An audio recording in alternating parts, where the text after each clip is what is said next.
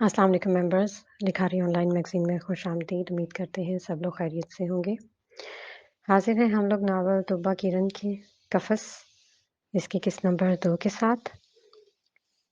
कहानी शुरू करने से पहले काइंडली हमारे चैनल को लाइक और सब्सक्राइब कर लीजिएगा और कमेंट में हमें ज़रूर बताइएगा इस नावल के हवाले से। कुछ नावल बहुत ज़्यादा ज़रूरी हैं जिनकी हम लोग पोस्ट कर रहे हैं, बाकी भी साथ-साथ चलते रहेंगे, तो इंशाल्लाह हमारे साथ-साथ रहिएगा। नावल स्टार्ट करते हैं जी। उसकी तेज रफ्तार गाड़ी क्लिफ्टन के इलाके में दाखिल हुई तो समंदर की ठाठे मारती लहरों ने सहम कर उसे देखा, जो बेहंगा म्यूजिक सुनते अपने महलनुमा घर के सामने गाड़ी रोक चुका था।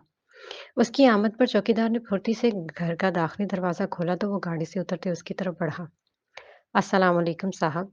चौकीदार इंतहाई मुअद्दबाना लहजे में उससे मुखातिब था।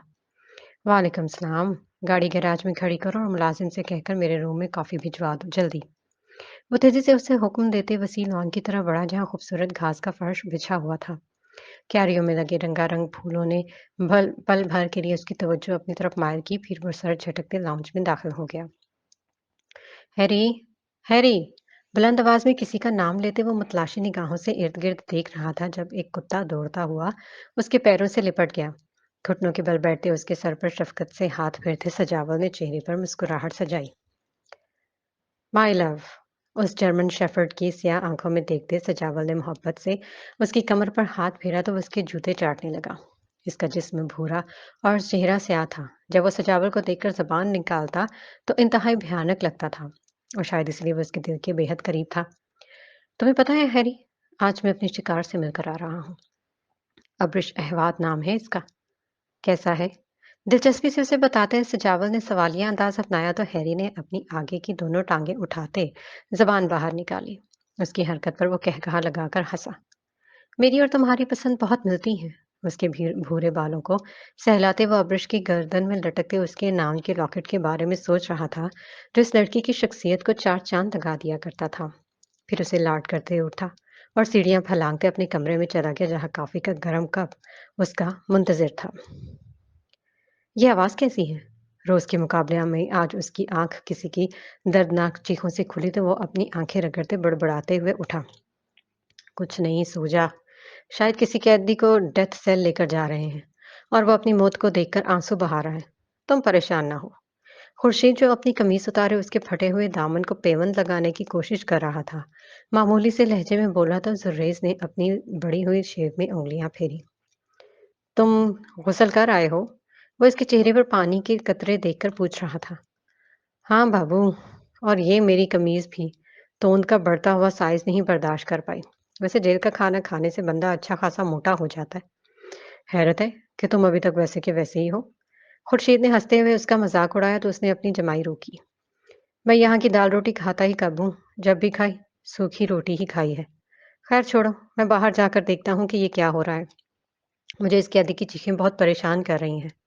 उठकर कमरे में कोने में पड़ी अपने नाम की शर्ट पहनते वो जवाब सुने बगैर गुस्ल के बहाने बाहर निकल गया। सामने तवील राहदारी थी जिसे पार करके गुस्ल खाना आता था, मगर वो सीधा चलने की बजाय राहदारी से दाएं मोड़ मुड़ते डेथ सेल की कदम बढ़ा रहा था, जहां से अब चीखों की आवाज में थकन के बाद कमी तो आ गई थी, लेकिन दर्द अपनी जगह कायम था। Just straight. अपने पीछे किसी के होने के एहसास ने उसे खौफ दिलाया तो नजरें झुकाते उसने खुद को तसल्ली देते अपनी रफ्तार बढ़ाई। ओए जुर्रेज जासिम! पीछे चलता सिपाही उसे पुकारते उसकी तरफ भागा तो उसने गुस्से से मुट्ठियां भींचते पलटकर उसकी सूरत देखी। क्या मसला है? अंदर मेरा सांस बंद हो रहा था इसलिए बाहर निकला हूं। क्या इस पर अब मुझे फांसी के घाट उतार दोगे? रुक कर बदतमीजी से कहते उसने अपने से कुछ फासले पर बने डेथ सेल को देखा जिस पर 3 पहरेदार खड़े थे। इधर आओ बेटा, तुम्हारा सांस तो मैं बंद करवाता हूँ। सिपाही ने भी उसकी बदतमीजी पर आंखें निकालते उसे बाजुओं से दबोचा तो उसने अपना घुटना उसके पेट में मारते खुद से उसे दूर किया। हाथापाई पर मत उतर आना वरना अभी इसी वक्त जमीन में गाड़ दूंगा। और अब अपने साहब की धमकी मत देना, मैं रोज इनके सामने पेश होता हूँ। गुस्से से कहते उसने बहादुरी दिखाई तो डेथ सेल पर ड्यूटी देते 2 सिपाही उसकी तरफ बढ़े। क्या हो रहा है? तुम्हें बहुत शौक है ना यहाँ की सैर करने का? चलो, तुम्हें अंदर की सैर करवाते हैं। उसे दोनों हाथों से पकड़ते दोनों सिपाहियों ने डेथ सेल की तरफ कदम बढ़ाए तो उसके चेहरे पर फातिहाना मुस्कुराहट छा गई। यही तो देखना था उसे। भला आज किस भी गुनाह को यहाँ पे लाया गया था? अपनी औकात में रहो। अपनी मुराद पूरी होने के बावजूद जुर्रेस ने खुद को छुड़ाने की बजाय महज रौब के लिए कहा और दरवाजे से अंदर दाखिल होते ही उसकी गर्दन की गिल्टी उभरी। वो एक वसी हाल था जिसमें दाएं और बाएं तरतीब से स्याह रंग के बिस्तर लगे थे। ऊंचे छत के साथ पंखे लटक रहे थे जिनकी हवा नीचे का सफर तय करते करते ही अपना वजूद खो देती थी। दीवारों पर ऊपर की तरफ खिड़कियां लगी थी जिनसे बाहर खुला आसमान दिखाई दे रहा था। जिनकी सिर्फ यही बात अच्छी है कि इसमें खिड़कियां लगी हुई हैं। मुंह में बुड़बुड़ाते उसकी नजर इस बूढ़े आदमी पर पड़ी जो बिस्तर पर बैठा रो रहा था। उसकी चीखों ने दम तोड़ दिया था लेकिन आंसुओं की लड़ी अब भी ढल के गालों पर जारी थी। ये कौन है और इसको यहाँ क्यों लाए? उसने एक सिपाही से अपना बाजू छुड़ाते पूछा। नशे की हालत में अपनी बीवी का कत्ल करके आया। तुझे बड़ी हमदर्दी हो रही है तो तू भी उसके साथ फांसी चढ़ जा। एक सिपाही ने तमस्खराना लहजे में कहा तो जुर्रेज ने माथे पर बल लिए उसे देखा। बेटा, एक आम कैदी को डेथ सेल की सैर करवाने पर तुम लोगों की नौकरियां खतरे में पड़ चुकी हैं। इसलिए तमीज से बात करो, कहीं ऐसा ना हो कल मैं हंसूं और तुम रो। इन्हें धमकी देते जुर्रेज पलटा तो सामने से दो पुलिस एहलकार आते हुए दिखाई दिए। चलो जी, आ गई पेशी। कंधे उचकाते वो किसी मामूल की तरह इन पुलिस एहलकारों के पीछे चलने लगा, जबकि वो बूढ़ा आदमी अब रोना भूलकर उसकी पुश्त को देखने लगा, जो इससे इन सब कैदियों से बहुत मुख्तलिफ और अजीब सा लगा था।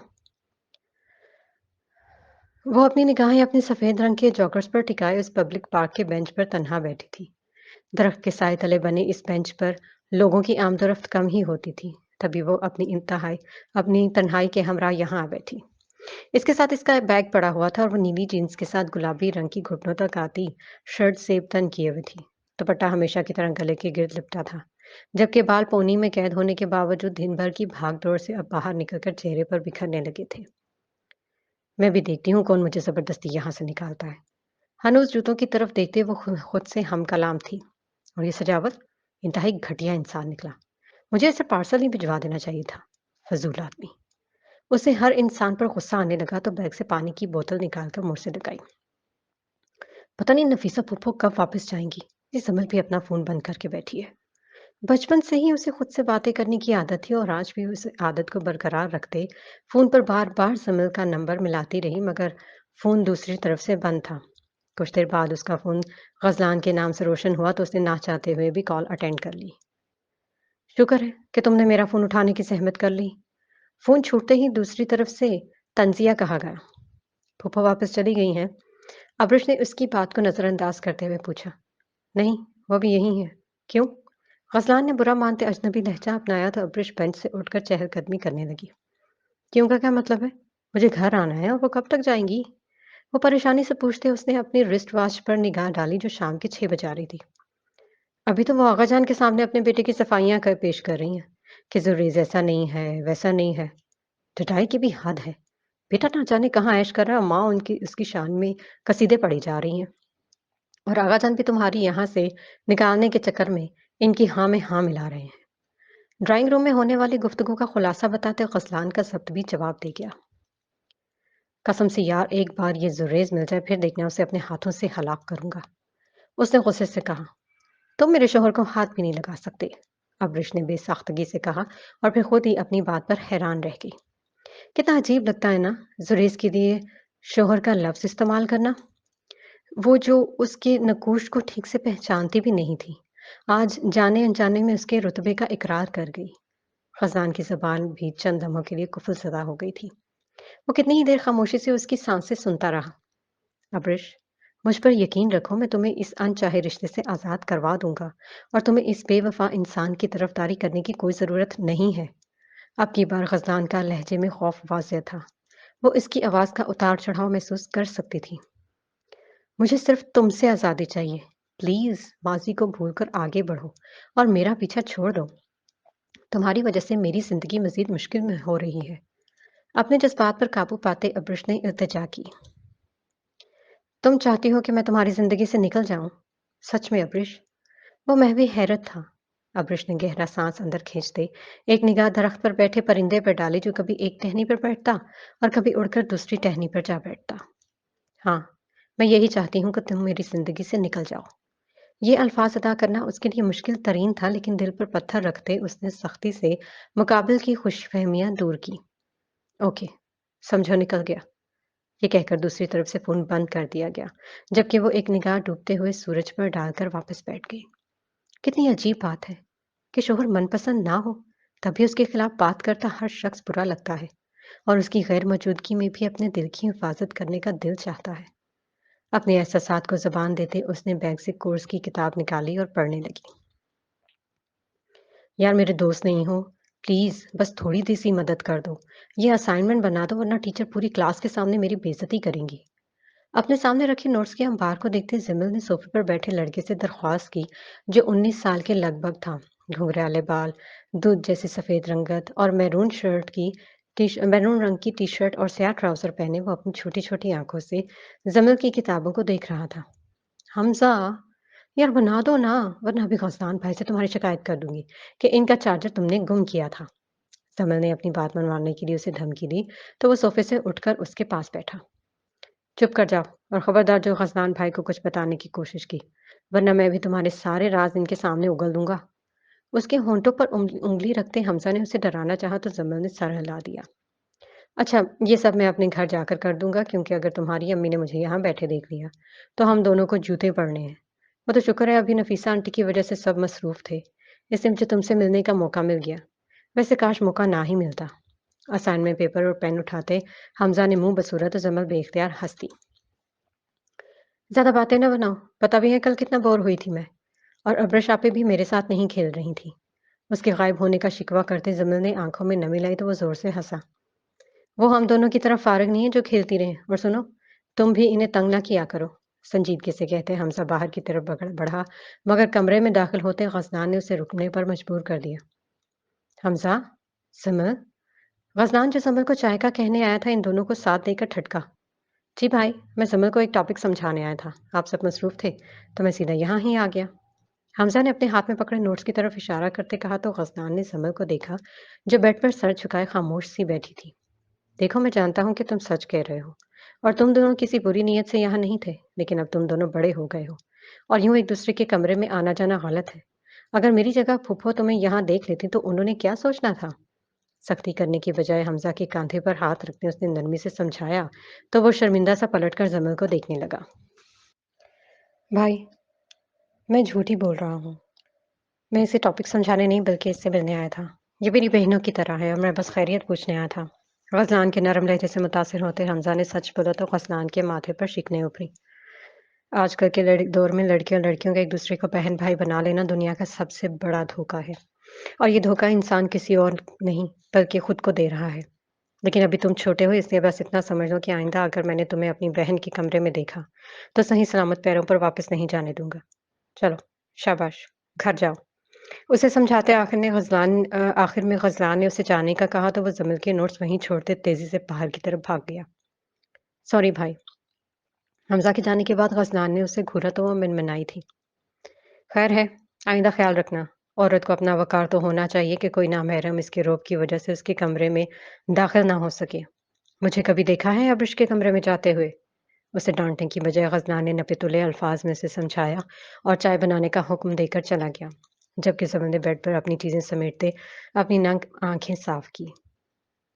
میں نے بھائی کا دل دکھایا ہے شاید، سوچتے ہوئے وہ بھاری دل سے کچن میں آ گئی تھی۔ وہ کافی پینے کے بعد کوئی گانا گنگناتے اپنے اسٹوڈیو روم میں آ گیا جہاں ہر طرف موسیقی کے آلات اس کا استقبال کرنے کے لیے موجود تھے۔ دیواروں پر مختلف سنگرز کی تصویریں لگی تھیں، جبکہ اسٹوڈیو کے ایک طرف پیانو پڑا تھا اور اس کے ساتھ گٹار اور بانسری لٹکی ہوئی تھی جسے وہ اکثر رات کے وقت بجایا کرتا تھا۔ دوسری طرف ڈرمز اور وائلن پڑا تھا اور ان سب پر نظر ڈالتے مائکرو فون کے سامنے رکھی کرسی پر آ بیٹھا۔ اس بار کا گانا مس ابرش احواد کے نام، کیونکہ کچھ ہی عرصے بعد تم اس کمرے میں میرے ساتھ موجود ہوگی۔ گانے کی شعر سوچتے وہ مکروہ انداز میں مسکرایا اور پھر گٹار ہاتھ میں تھامے کچھ سوچنے لگا۔ تم میں کچھ خاص نہیں سوائے اس کے کہ تم زریز کی بیوی ہو۔ ہاں، تمہارے بال اور وہ لاکٹ بھی اچھا لگا تھا مجھے۔ ابرش کی تخیل سے باتیں کرتے وہ اس کی ذات پر تبصرہ کرنے میں مصروف تھا جب کوئی پوری قوت سے دروازہ کھولتے کمرے میں داخل ہوا۔ تم یہاں بیٹھے گانے گا رہے ہو اور وہاں زریز نے جیل میں ہنگامہ برپا کر رکھا ہے۔ وہ لمبے بالوں والا شخص غصے سے کہتے اس کی طرف آیا تو سجاول نے اس پر دھیان دینے کی بجائے گٹار پر ایک خوبصورت دھن بجائی۔ آج وہ ڈیتھ سیل دیکھ آیا ہے اور پولیس افسر شدید غصے میں ہے۔ انہوں نے صاف کہہ دیا کہ اب وہ مزید اسے وہاں نہیں رکھ سکتے جبکہ اس کا کوئی جرم بھی نہیں ہے۔ اس کی لاپرواہی پر اس لمبے بالوں والے شخص نے دوبارہ کہا تو وہ اس کی بات پر کہکہا لگا کر ہنسا۔ جرم تو ہے، بہت بڑا جرم۔ وہ دیوانوں کی طرح ہنسا تھا اور میری اجازت کے بغیر وہ وہاں سے نہیں نکل سکتا۔ کچھ پولیس افسر اس کے بارے میں پرتجسس ہیں کہ آخرکار زریز کا جرم اب تک ثابت کیوں نہیں ہو رہا، تو بس ان کا منہ پیسوں سے بند کروا دو۔ بے توجہی سے کہتے سجاول نے کندھے اچکا دیے۔ شاید وہ ہر روز زریز کی شکایتیں سن سن کر اکتا چکا تھا۔ لیکن امجد کب تک ہماری مدد کرے گا؟ سب پولیس والے ہمارا ساتھ نہیں دے سکتے، کچھ بہت ایماندار بھی ہیں۔ وہ لمبے گھنے بالوں والا شخص پریشانی سے مخاطب ہوا تو سجاول نے گٹار نیچے رکھتے ہوئے اسے دیکھا۔ کچھ نہیں ہوتا، تم بے فکر رہو اور رحمت کو اسکول سے لے آؤ۔ اس نے اپنے بیٹے کا نام لیتے اسے جانے کے کہا تھا۔ یار سجاول، تم سمجھ نہیں رہے ہو۔ اگر سریش کے گھر والوں کو اس کے جیل میں ہونے کی خبر مل گئی تو وہ اسے بچانے کی کوشش ضرور کریں گے۔ وہ آدمی اسے سمجھانے کی کوشش میں ہلکان ہوا تو سجاول نے ہنستے ہوئے اس کے کندھے پر ہاتھ رکھا۔ اور اگر ہم سریش کو اس کے گھر والوں کی نظروں میں مردہ قرار دے دیں تو؟ وہ اپنا نچلا ہونٹ دانتوں میں دبائے شیطانی مسکراہٹ چہرے پر سجائے پوچھ رہا تھا، جبکہ مقابل نے اس کی بات پر مطمئن ہوتے آہستگی سے گردن ہلا دی۔ شام کے سائے گھنے ہونے لگے تو اس نے ٹیکسی سے باہر قدم نکالتے ڈرائیور کو کرایہ تھمگایا اور سست روی سے چلتی گھر کے داخلی دروازے کے سامنے آ گئی۔ ڈور بیل پر ہاتھ رکھتے وہ خود کو سب کی باتوں کے لیے تیار کرنے لگی، لیکن قسمت کی ستم گریزی کہ دروازہ کھلتے ہی اس کا سامنا نفیسہ بیگم سے ہوا، جو واپس جانے کے لیے تیار کھڑی تھی۔ ان کے ساتھ کھڑے آغا جان اسے سخت نگاہوں سے دیکھنے لگے۔ السلام علیکم، کیسے ہیں آپ؟ وہ اپنی بے چینی چھپاتی خوش اخلاقی سے ان کے گلے آ لگی تو آغا جان نے دروازہ بند کر دیا۔ آؤ نفیسہ، ابھی کچھ دیر اپنی بہو کے پاس بھی بیٹھ جاؤ۔ صبح سے اب گھر آئی ہے، اس لیے تو کہتا ہوں اسے ساتھ لے کر جاؤ، ورنہ یہ میرے ساتھ ساتھ اپنے شوہر کا منہ بھی کالا کروائے گی۔ آغا جان نے نفیسہ بیگم کو مزید رکنے کا کہتے اسے باتیں سنائی۔ تم یونیورسٹی کے بعد کہاں کہیں تھی بیٹا؟ نفیسہ بیگم نے اس کا ہاتھ تھامے اندر لاتے پوچھا تو لاؤنج میں کھڑے زمل اور غزلان انہیں واپس آتا دیکھ کر سر پکڑ کر رہ گئے۔ میں اپنے تھیسس پر کام کر رہی تھی تو پارک چلی گئی، وہاں تازہ ہوا میں بیٹھ کر کام آسانی سے ہو جاتا ہے۔ وضاحت دیتے وہ اپنا بیگ زمل کو تھماتے ہوئے صوفے پر ہی بیٹھ گئی۔ میں تو آج تمہیں لینے آئی تھی، لیکن تم نے اتنی دیر کر دی کہ میں مایوس ہو کر واپس جانے لگی تھی۔ انہوں نے اس کے ساتھ بیٹھتے پیار سے اس کی پونی سے نکلے بال اس کے کانوں کے پیچھے کیے۔ جب سے زریز لاپتہ ہوا ہے میں بالکل اکیلی ہو گئی ہوں۔ دن بھر تو محلے کی عورتیں آتی جاتی رہتی ہیں، لیکن رات کو اکیلے گھر میں بہت ڈر لگتا ہے، اس لیے میں نے سوچا کہ تمہیں لے آؤں، آخر وہ بھی تمہارا گھر ہے۔ یہ کہتے ہوئے ان کی آنکھوں میں آنسو آئے تو برش نے بے بسی سے ان کے بھیگے چہرے کو دیکھا۔ وہ آنسو سے پگھل جایا کرتی تھی اور اپنی اسی کمزوری نے اسے بہت پریشان کر رکھا تھا۔ اس بے حس کے سامنے آنسو مت ضائع کرو، یہ صرف اپنی ضد کی وجہ سے آج اتنی دیر سے آئی ہے، انتہائی خودسر اور بدتمیز لڑکی ہے۔ آغا جان نے نفیسہ بیگم کو رونے سے روکا تو خالدہ بیگم بھی کچن کا کام چھوڑ کر لاؤنج میں آ گئی۔ ہاں واقعی ابرش، آج تم نے بہت دیر کر دی، مغرب ہونے والی ہے۔ اللہ بخشے ابا جان کو، ہمیں تو انہوں نے کبھی اتنی شام تک باہر نہیں رہنے دیا۔ اصل بات تربیت کی ہوتی ہے۔ جلدی پر تیر چھڑکتے خالدہ بیگم نے آغا جان کو آئینہ دکھایا تو وہ غصے سے کھڑے ہو گئے۔ جاؤ زمر، بہن کا سامان لے کر آؤ، یہ آج ہی اپنے سسرال جائے گی۔ انہوں نے سخت لہجے میں فیصلہ سنایا تو ابرش نفیسہ بیگم کو نظر انداز کرتے آغا جان کے سامنے آئی۔ میں یہاں سے کہیں نہیں جاؤں گی، اور کون سا سسرال؟ ہاں، شادی کے 2 گھنٹے بعد شوہر غائب ہو گیا، وہ سسرال یا وہ سسرال؟ وہ سارے دن کی تھکی اب آغا جان کے سامنے پھٹ پڑی تو انہوں نے ایک زوردار تماچا اس کے منہ پر رسید کرتے اس کی آواز کا گلا گھونٹ دیا۔ بھائی صاحب کیا ہو گیا ہے؟ بچی ہے، بچی پر ہاتھ کیوں اٹھا رہے ہیں؟ آغا جان کے تھپڑ پر جہاں ہر کوئی حیران اور ششدر کھڑا تھا، وہیں نفیسہ بیگم نے آگے بڑھ کر ابرش کو تھاما جو دکھ اور بے یقینی کے ملے جلے تاثرات سے اپنے باپ کو دیکھ رہی تھی۔ یہ اسی قابل ہے، دیکھا نہیں کیسے زبان درازی کرتی ہے؟ شریف گھروں کی بیٹیاں ایسی ہوتی ہیں۔ سب کے سامنے ہاتھ اٹھانے پر آغا جان نے اپنی بات میں وزن پیدا کرنے کی کوشش کی تو ابرش نے اپنے آنسو صاف کیے۔ میں اس گھر سے تب تک نہیں جاؤں گی جب تک سریش نہیں آ جاتا، جتنا مارنا ہے مار لیں، لیکن میں یہاں سے نہیں جاؤں گی۔ थप्पड़ पड़ने पर बागी होते उसने आका जान के मुकाबिल आते बेखौफी से कहा और सीढ़ियों तेजी से सीढ़ियां चढ़ती अपने कमरे में चली गई, जबकि लाउंज में खड़े हर शख्स को सांप सूंघ गया था। पूरी कोच से दरवाजा बंद करते वो गिरने के अंदाज में बेड पर बैठी और अपने हाथों की उंगलियां आपस में धंसाते हुए सुर्ख निगाहों से दीवार पर लगी तस्वीर को देखने लगी। उसकी निगाहों में शोले भड़क रहे थे और पूरा जिस्म उनकी हिद्दत से आग में झुलसने लगा। आपने मेरे साथ अच्छा नहीं किया आका जान, मैं आपको कभी माफ नहीं करूंगी, कभी नहीं। दुख और गुस्से की कैफियत में आका जान के तखय्युल से मुखातिब होते उसने नफी में सर हिलाया और बेड शीट को गुस्से से दबोचकर अपने लब भींच दिए। बचपन से आज तक आपने मेरी हक तलफी की है, लेकिन मैं सब खामोशी से सहती रही। शायद यही मेरा कसूर है कि मैंने आपसे बदतमीजी क्यों नहीं की। क्यों आपके हर फैसले को सिर्फ इसलिए मान लिया कि आप मेरे बाप हैं। गम और गुस्से से कहते वो जोर से चीखे और खड़े होते बेड पर पड़ी चीजें जमीन पर फेंकने लगी। कमरे के दरो दीवार उसकी जज्बाती कैफियत समझते सकते में खड़े अपने मकीन को देख रहे थे, जिसने कभी ऐसी हरकत नहीं की थी। लेकिन आज शायद उसके सब्र का पैमाना लबरेज हो चुका था। तभी तो सिसकते हुए वो सारे तकिए और कुशन फर्श पर फेंक कर अब खुद भी जमीन पर ही बैठती चली गई। मुझे तुझसे कोई घिना नहीं है या अल्लाह, बस ये दुआ है कि मेरा इम्तिहान खत्म कर दे। अब मेरी हिम्मत नहीं रही। मेरे वजूद को तो देख अल्लाह, अब मजीद सहने की हिम्मत नहीं है। प्लीज। सबकी सख्त बातें सुनने के बावजूद आका जी की मार उसे हमेशा ऐसे ही तोड़ दिया करती थी। ये पहली बार नहीं हुआ था। वो तो हर छोटी-छोटी बात पर हाथ उठाने की आदी थी और वो घंटों कमरे में कैद होकर अपने गम का मातम मनाती। कितनी ही रातें जागकर खिड़की के पार फैले से आसमान को अपने दुख सुनाती, तारों से बातें करती, मगर उसकी मदद के लिए भी कभी कोई मसीहा नहीं उतरा। नहीं, नहीं, नहीं अब्रिश, तुम ऐसे नहीं रो सकती, तुम ऐसे चीख-चिल्ला नहीं सकती। चुप। काफ़ी देर रोने के बाद उसकी हिचकियाँ बंधी तो उसने खुद को तसल्ली देते अपने भीगे गालों को रगड़कर साफ किया। मैं क्यों इस बेहिस बाप के लिए रोऊं जिसे अपनी सगी औलाद की परवाह नहीं। मैं अपने आंसू ज़ाया नहीं करूंगी। उठकर ड्रेसिंग टेबल के सामने आते उसने अपने बिखरे हुए बाल पोनी से आजाद करके कांधों पर बखेरे और इसमें ब्रश फेरने लगी। गहरी से आंखें मातम करना थी। बार बार आंसुओं की लड़ी छूटकर गालों पर बिखर जाती, जिसे वो सांस अंदर खींचते हुए हाथ से साफ कर देती। अब्र शहबाद, तुम कमजोर नहीं हो। ब्रश करके बालों को खुला छोड़ने के बाद उसने आईने के सामने झुकते अपने अक्स की आंखों में आंखें डाली। दूर कहीं चांद ने बादलों के कंबल से मुंह निकालते ये मंजर देखा। वो लंबे बालों वाली लड़की मजबूत और बहादुर बने खुद को दिलासे दे रही थी। फिर उसकी आंखों में फैली नमी और वहशत देखकर चांद ने दोबारा बादलों की चादर ओढ़ ली। भला औरत की बहती हुई आंखों में झांकना आसान है क्या? भूख लग रही है। सुबह से खाली पेट होने की वजह से उसे भूख की शिद्दत महसूस हुई तो उसने साइड टेबल की दराज खोलते उसमें से बिस्किट निकालना चाहा। मगर अगले ही लम्हे उसका पूरा वजूद साकत रह गया जब उसकी बेचैन निगाहें दराज में रखे इस फोटो फ्रेम पर पड़ी। पल भर के लिए उसके जिस्म ने हरकत करना छोड़ दी तो उसने अपनी आंखों से नमकीन पानी बहता हुआ महसूस किया। कांपते हाथों से फ्रेम उठाकर सामने करते उसका सांस फूलने लगा।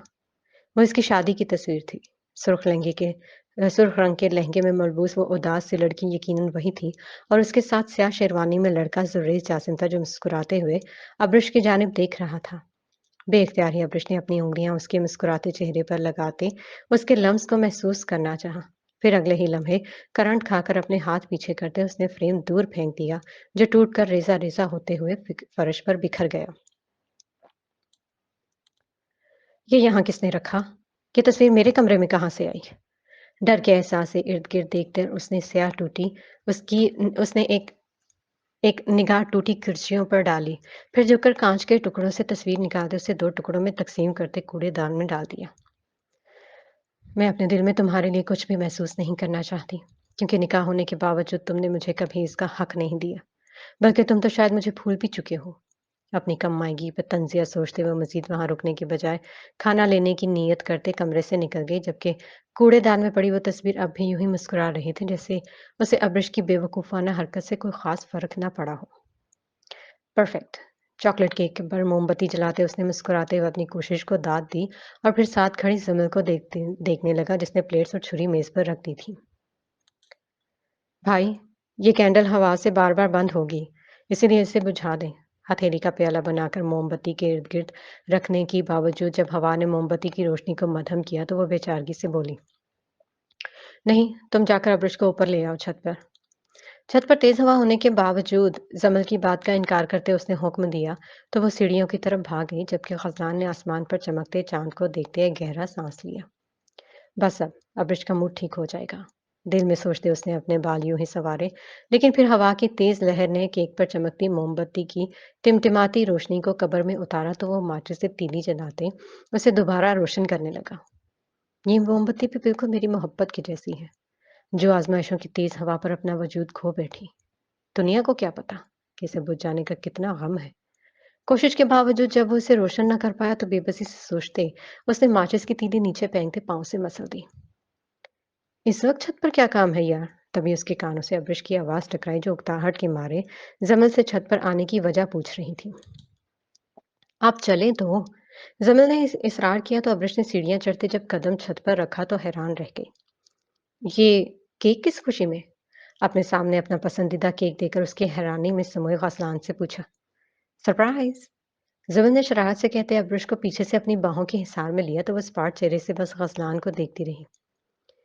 ऐसे मत घूरो। देखो, ये जो वालिदैन होते हैं ना, ये बाज़-औक़ात औलाद के साथ बहुत नाइंसाफ़ी कर जाते हैं। लेकिन इसका ये मतलब नहीं कि इन्हें हमसे मोहब्बत नहीं। गज़लान ने उसका सता हुआ चेहरा देखकर बात शुरू की तो वो आहिस्तगी से चलती मेज़ के करीब आ गई। मैं जानती हूँ, लेकिन इसकी ज़रूरत नहीं थी, और तुम अपना सारा जेब खर्च इन्हीं चीज़ों पर ज़ाया कर देते हो। इसलिए महीने के आखिर में चची के आगे हाथ फैला रहे होते हो। इनकी मासूम सी कोशिश देखकर अब्रिश को इसका दिल दुखाना अच्छा न लगा, तो उसने गज़लान को मज़ाक उड़ाते कहकहा लगाया, जिस पर जम्मल ने भी हँसते हुए इसका साथ दिया। हाँ, तो मेरा जेब खर्च ही इतना कम है, अब इस उम्र में मुझे 10,000 पूरे होते हैं क्या? मसनूई नाराज़गी से कहते उसने छुरी अब्रिश को थमाई, जिसकी जानबूझकर हँसने की कोशिश ने नाकाम होती उसकी आँखों को भिगो दिया था। आप हँस रही हैं या रो रही हैं? उसके गैर मामूली कहकहों पर जमील ने तशवीश से पूछा। पता नहीं। सांस अंदर खींचते उसने अपने आस्तीन से चेहरा साफ किया और झुककर केक काटने लगी। शुक्र है सब बड़े सो गए, वरना हमें केक की जगह जूते खाने पड़ते। जमील खामख्वाह बड़बड़ाई थी। ये लो। एक टुकड़ा उठाते इब्रिश ने गजलान के मुंह में डाला, तो वो खाते हुए इसकी आंखों में फैली नमी को देखता रहा। और ये मेरी छोटी सी बहन खाएगी। शरारत से केक को जमल के मुंह के पास ले जाकर उसने खिलाने की बजाय जमल की नाक पर लगाया, तो वह खिलखिलाकर हंस दी। वैसे शुक्र है कि तुम ये ले आए। मैंने सुबह से कुछ नहीं खाया और इस वक्त रोटी पकाने की भी हिम्मत नहीं थी। प्लेट में केक डालते वो जमीन पर ही बैठ गई, तो गसलान और जमन भी इसके साथ जमल भी उसके साथ दायरा बनाकर बैठ गए। एक बात बोलूं? गसलान ने बोलने से पहले इजाजत चाही, तो अब्रिश ने सर हिलाते इजाजत दी। कुदरत हमें कुछ रिश्तों से महरूम करके हमेशा कुछ दूसरे मुखलिस रिश्ते ज़रूर अता करती है, और इंसान की अक्लमंदी इसी में है कि वो इन रिश्तों के लिए रोना छोड़ दे जो उसे अजियत देते हैं, और इन रिश्तों पर तवज्जो दे जो इसकी मोहब्बत को तरस रहे हैं। गजलान ने अल्फाज को बमुश्किल चुनते उसे समझाना चाहा, तो वो खाना छोड़कर उसे देखने लगी। मैं नहीं रोती, मैं बुज़दिल नहीं हूँ। सफाई से झूठ बोलते उसने गजलान की बात का इनकार किया, तो वो मुस्कुरा दिया। शाबाश, अब बस जाकर सो जाना और यूनिवर्सिटी का काम सुबह फजर के वक्त कर लेना। अभी बस सो जाओ, सिमल तुम्हारे साथ ही सोएगी। गजलान ने कहा तो वो सवालिया नजरों से उसे देखने लगी। क्यों? क्योंकि मैं नहीं चाहता कि तुम इस वक्त जाग कर पढ़ो, इसलिए जिद मत करना। कुछ ना सही, लेकिन कजन तो हूं ना, और कजन्स की बात मानते हैं। गजलान ने इसकी फिक्रमंदी से गजलान ने इसकी फिक्रमंदी में कहा, तो वो सर हिला गई। तुमने केक लाकर दिया सिर्फ इसलिए तुम्हारी बात मान रही हूँ, और जमिल, तुम आ जाओ, मैं जाकर कमरा समेट लूँ। ये कहकर वो कपड़े झाड़ती उठी और नीचे की तरफ बढ़ गई, जबकि गजलान जमिल को कुछ हदायत देकर बर्तन समेटने लगा जो इसे नीचे जाकर धोने भी थे। तुम्हारी आंखों में फैली मोहब्बत मुझे बेचैन करती है गजलान। काश मैं तुम्हारे लिए कुछ कर सकती। कमरे में कदम रखते वो गजलान के बारे में सोच रही थी। तुम्हारी आंखों में फैली उदासी मुझे बेचैन करती है अब्रिश। काश मैं तुम्हारी जिंदगी में तमाम गम मिटा सकता, तो अपनी मोहब्बत के अधूरा रह जाने पर मुझे अफसोस ना होता। वो बर्तनों को साबुन लगाते बेदिली से सोच रहा था, जबकि इन सब से बेखबर दूर कहीं सलाखों में कैद जुरेज जासिम कमरे में चक्कर लगाते अब्रिश के बारे में सोच रहा था। खुर्शीद ने अंदर कदम रखते राजदारी से उसे देखा, फिर अपने बगल में छुपाई कापी पेंसिल निकालकर उसे थमाते फातिहाना मुस्कुराहट चेहरे पर सजाई। ये तुम कहाँ से ले आए? मुझे लगा था कि तुम बाथ में गए हो। हैरत से पीले सफ़ात वाली कापी और नीले रंग का पेन देखते जुरेज ने इस्तफसार किया, तो खुर्शीद अपनी टांगे फैलाते जमीन पर बैठ गया। ये मत पूछो कि कहाँ से लाया, बस समझो कि चोर ने जेल में चोरी कर ली है। आंख दबाते खुर्शीद ने अपना कारनामा बताया तो जुरेज ने एक मुतमईन भरी निगाह अपने हाथ में मौजूद कॉपी पर डाली। शुक्रिया नहीं बोलूंगा, मुस्कुराकर कहते जुरेज भी उसके साथ बैठा तो खुर्शीद ने उसके कंधे पर बाजू रखा। मत बोलो बाबू, बस अब जितने खत लिखने हैं लिख के दे दो। मैं तुम्हारे घर वालों को खत देने के साथ साथ मिलकर इन्हें तुम्हारी हालत के बारे में बताऊंगा, ताकि इनके दिल में तुम्हारे लिए जो भी बदगुमानी है वो खत्म हो जाए। खुर्शीद खुर्शीद ने दोस्ताना लहजे में कहते उसकी हिम्मत बंधाई तो वो खोखला सा हंस दिया। तुम ऐसा कुछ नहीं करोगे, मैं नहीं चाहता कि तुम मेरी माँ से मिलो। जुरेज ने उसके ख्यालात को रद्द किया तो वो मुंह बसूरे उसे देखने लगा। क्यों बाबू, क्या मैं तुम्हारी माँ से मिलने की काबिल नहीं हूँ? उसे शायद सदमा हुआ था। जुरेज ने नफी में सर हिलाते उसकी बात का इनकार किया और उठकर अपने बिस्तर पर आ लेटा। ऐसी बात नहीं है, बस मैं नहीं चाहता कि वो तुम्हें देखे। कैद से रिहा होने वालों के चेहरे आम चेहरों से बहुत मुख्तलिफ होते हैं और मैं नहीं चाहता मैं मेरी माँ तुम्हारे चेहरे पर किस्मत की सितमगुरेजी की निशान देखकर मेरे लिए परेशान हो। हम सब बड़े अजीब चेहरों वाले हैं यार। यहाँ आने के बाद कभी आईना देखा है तुमने? वो कहते कहते कहीं दूर खो गया था, गोया माजी के हसीन लम्हात उसे किसी अनदेखी अजियत में मुब्तला कर रहे थे। हाँ, रोज देखता हूँ। यहाँ आने के बाद इंसान की आंखों की चमक ज़ायल हो जाती है और इस चमक ज़ायल होने का दुख तौबा। खुर्शीद कहते हुए हाथ की उंगली से ही दीवार पर कुछ बनाने लगा। सिर्फ आंखों की चमक का दुख नहीं है खुर्शीद, अगर मैं यहाँ से जिंदा निकल गया तो जेल की इस जिंदगी पर एक किताब जरूर लिखूंगा। ये कहते हुए जुरेज ने अपनी आंखें मसली तो खुर्शीद ने दीवार से उंगली उठाते अपनी जेब में हाथ डाला। ये पियो, देखना दिमाग पर पुरसुकून हो जाएगा। वो ना जाने सिगरेट कहाँ से लाया था। मैं सिगरेट नहीं पीता और तुम भी मत पिया करो। दांत देखे हैं आपने? इनकार करते सुरेश ने उसके पीले दांतों की तरफ इशारा किया तो वो जबरन खोलकर मुस्कुराने लगा। जबड़ा खोलकर मुस्कुराने लगा। अरे ये दवा है, इसके बगैर मेरा गुजारा नहीं होता। तुम भी एक बार तजुर्बा करके देख लो। सकून ना मिले तो पैसे वापस। खुर्शीद ने एक कश लगाते बचा हुआ सिगरेट उसकी तरफ बढ़ाया तो उसने अपनी नाक पर हाथ रख के धुएं को अंदर जाने से रोकने की नाकाम कोशिश की। मुझ पर रहम करो, इस कागज पर मुझे जेल का नक्शा समझाओ।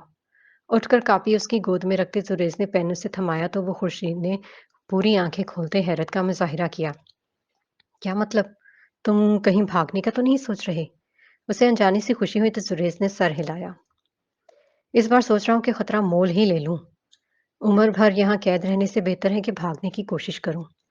अगर नाकाम हुआ तो जान जाएगी, लेकिन जान का चले जाना इस भयानक जिंदगी से बहुत बेहतर है। और तुमसे जो काम नहीं हुआ वो मैं करके दिखाऊंगा। पिछली पूरी रात अजियत में गुजारने के बाद वो इस अहम फैसले पर पहुंचकर कदरे मुतमईन था। बाहर दरख्त पर बैठी चिड़िया शोर मचाते पर फैलाकर उड़ गई तो दोनों ने चौंक कर बाहर देखा। तुम्हारा फैसला सुनकर परिंदे भी हैरान हो गए हैं, खुर्शीद ने कहा तो उसने अपने खुश्क होंठों पर जबान फेरकर उन्हें तर्क करने की कोशिश की। ये तो मेरी कैद पर भी हैरान थे। बस तुम मुझे यहाँ से निकलने का नक्शा अच्छे तरीके से समझा दो। मैं तुम्हारे जाने के बाद भागने की कोशिश करूंगा और अगर मैं मर गया तो तुम मेरे घर वालों को खबर दे देना। यहाँ कोई मर जाए तो तदफीन से पहले मैयत घर वालों को देखने देते हैं? किसी ख्याल के तहत उसने पूछा तो खुर्शीद ने एक जोरदार घूंसा उसकी कमर में मारा। बकवास न कर और चुपचाप मेरी बात सुनो। अपनी लंबी उंगलियों के दरमियान कलम पकड़ते वो कागज पर झुककर आड़ी तिरछी लकीरें खींचते हुए जुरेज को कुछ समझाने लगा, जबकि उसकी हर बात पर जुरेज के दिल की धड़कन तेज होती जा रही थी। मगर वो सबर सबर का दामन पकड़े जेल के नक्शे को जहन नशीन करता रहा।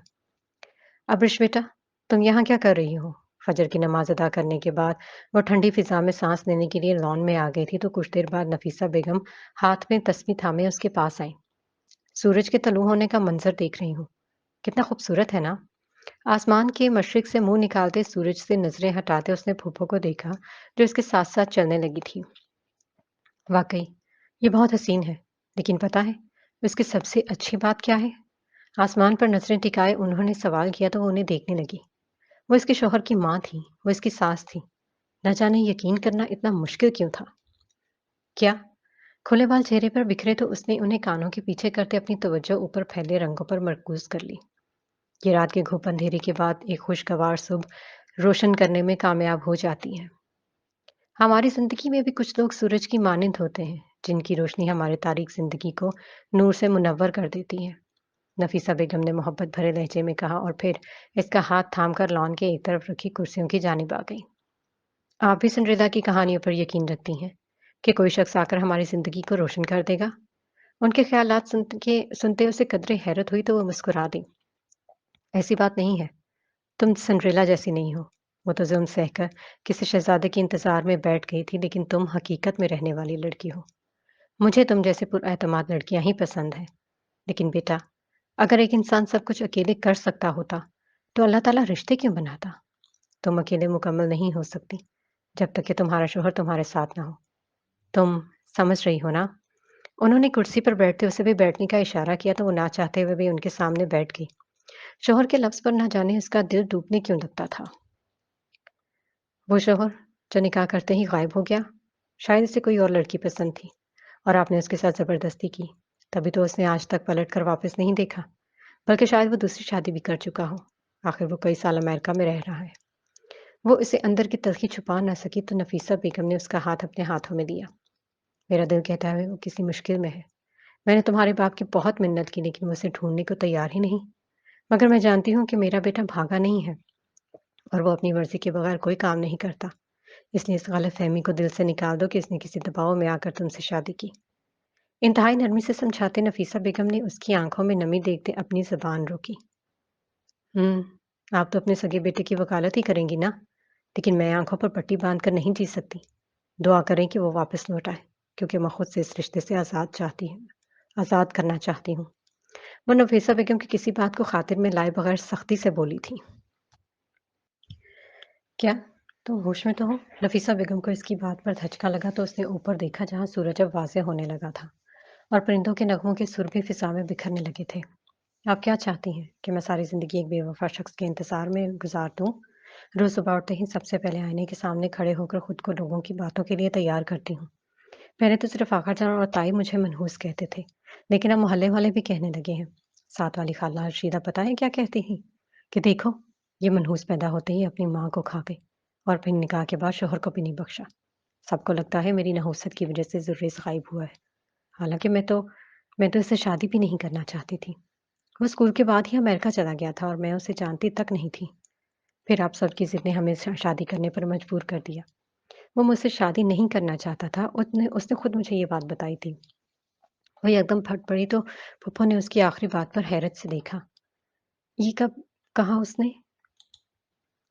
निकाह के बाद। जब वो कमरे में आया तो उसने मुझसे कहा कि ये शादी हम दोनों की मर्ज़ी के खिलाफ हुई है, लेकिन मैं आपके हकूक़ अदा करने की पूरी कोशिश करूँगा। फिर वो चला गया और वापस आया ही नहीं। उसे मेरी परवाह नहीं थी। उसे आपकी ज़्यादती का बदला मुझसे लेना था और वो उसने अच्छी तरह ले लिया। अब मुझ में मज़ीद हिम्मत नहीं कि उसके नाम पर बैठी रहूँ। सारी रुदात सुनाते ही उसने अपनी बात दोहराई तो नफीसा बेगम किसी गहरी सोच में गुम हो गई। आपके लिए चाय बना दूं? इन्हें खामोश देखकर अब्रिश को अपनी बुलंद आवाज और करख्त लहजे का एहसास हुआ तो उसने अजाले के लिए नरमी से पूछा, तुम मेरे साथ चल रही हो अब्रिश और मैं इनकार नहीं सुनूंगी। इसकी बातों से उसकी ज़हनी अज़ियत का अंदाज़ा लगाते नफीसा बेगम ने धौंस जमाई। मैं वहां नहीं रह सकती जहां वो शख्स रहता था, मुझे वहां नहीं रहना। उसने बेबसी से कहते नफी में सर हिला दिया। उससे मोहब्बत करोगी तो तुम्हारी मोहब्बत की ताकत उसे वापस खींच लाएगी। चलो शाबाश, उठकर सामान पैक करो, तुम्हें तुम्हारे आका जान की कसम है। इनकार मत करना।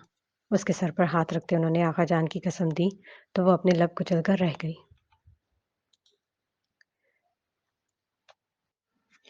मेरी यूनी जुरेज की गाड़ी में घर में ही खड़ी है, इसी पर आया जाया करना। अब बस कोई बहाना नहीं। उन्होंने लाजवाब किया तो वो बादल ना ख्वास्ता चलती हुई अंदर की तरफ चली गई। सख्ती से उसे ज़ेर नहीं किया जा सकता था, मगर नरमी से वो बात मानने पर मजबूर हो जाया करती थी। मोहब्बत। अंदर जाते हुए नफीसा बेगम का फ़कत एक ये लफ्ज़ उसके कानों में गूंज रहा था।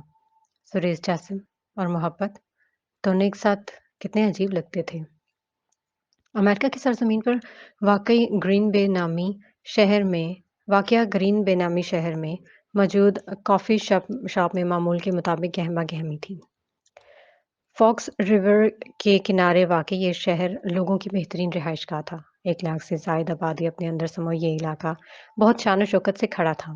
लंबे और वसीअ घर अपनी मिसाल आप थे और इस इलाके के ऐन दरमियान मौजूद वो कॉफ़ी शॉप उसकी पसंदीदा जगह थी। नीले आसमान तले मौजूद लकड़ी के बेंच और चौकोर मेज़ पर रखे मुख्तलिफ रंगों के फूल उसकी तवज्जो हमेशा अपनी तरफ मरकूज़ कर लिया करते थे। یہ शॉप लकड़ी से तामीर की गई थी, जिसमें शीशे के दरवाजे से अंदर दाखिल होते एक बड़ा सा हॉल था। दोनों तरफ दीवारों के साथ लंबी कतार में बने बेंच थे। हर बेंच के नीचे दीवार की तरफ फूलों के गमले थे। सामने कॉफी शॉप का मालिक शेल्फ के पीछे खड़ा अपने मुलाजमों को कोई हुक्म दे रहा था, जबकि अंदर की तरफ एक दरवाजा खुलता तो दूर से दरिया का नीला साफ शफाफ पानी दिखाई देता। दरिया के किनारे लकड़ी के फर्श पर कुछ बेंच बने थे, जिनमें से एक पर वो स्याह पैंट शर्ट और हैट पहने कॉफी की चुस्कियां ले रही थी। इसके भूरे बाल हेड से बाहर निकलते कांधों तक आते थे, जबकि उसकी गहरी सब्ज आंखें दरिया में तैरती कश्ती पर थीं, जो पानी की मौजें पार करते तेजी से सयाहों को सैर करवा रही थी। बेकार लोग। तनफ्फुर से गर्दन अकड़ाते उसे सैर तफरीह करने वाले लोगों पर हैरत हुई, जो वक्त बर्बाद करते नजर आ रहे थे। Ma'am, do you need anything else? Ma'am, आपका कुछ और चाहिए? तभी एक वेटर ने इंतहाई अदब से उसे मुखातिब किया तो उसने मुस्कुराते हुए नफी में सर हिला दिया। No thanks. अपनी कॉफ़ी का आखिरी घूंट भरते वो बिल अदा करके उठी और बाहर की तरफ चल दी। उसके चलने से उसकी लंबी हीरकश और लोगों के कहकहों में खो जाता, मगर उसके चेहरे पर फैले साए लोगों को ठहर कर उसे देखने पर मजबूर ज़रूर कर दिया करते थे। खुश रंग होने के साथ-साथ वो बहुत खूबसूरत भी थी। तभी तो सजावल शाल के दिल को भा गई थी। ओह पुअर सोल! अब तक जेल में बंद है। तभी उसके फ़ोन पर चंद पैगामात मौसूल हुए, जिसमें जुर्रेज़ की तस्वीर देखकर वह मकरूज़ सा मुस्कुराते तरस खाने के अंदाज़ में बोली। इसे लगा था कि वो हमसे बचकर निकल जाएगा, लेकिन उसे क्या मालूम कि उसने सजावल और मुझसे पंगा लेकर अपनी मौत को दावत दी है। तमस्खराना अंदाज में हंसते हुए उसने कॉफ़ी शॉप के बाहर खड़ी अपनी गाड़ी का दरवाज़ा खोला और अपना पर्स और मोबाइल अंदर रखते खुद भी फ्रंट सीट पर संभाल ली। हाँ, बोलो सजावल। गाड़ी में बैठते ही उसे अपने फ़ोन पर सजावल का नंबर दिखाई दिया, तो उसने ब्लूटूथ लगाते कॉल अटेंड की।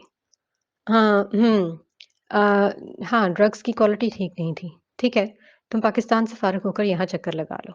मसरूफ़ से अंदाज़ में बात करते उसने दूसरी तरफ से चंद हदायत सुनी और फ़ोन बंद करके गाड़ी स्टार्ट कर ली, जबकि सड़क पर फैला तारकोल भी उसके चेहरे पर छाई मुस्कुराहट से घबराने लगा था।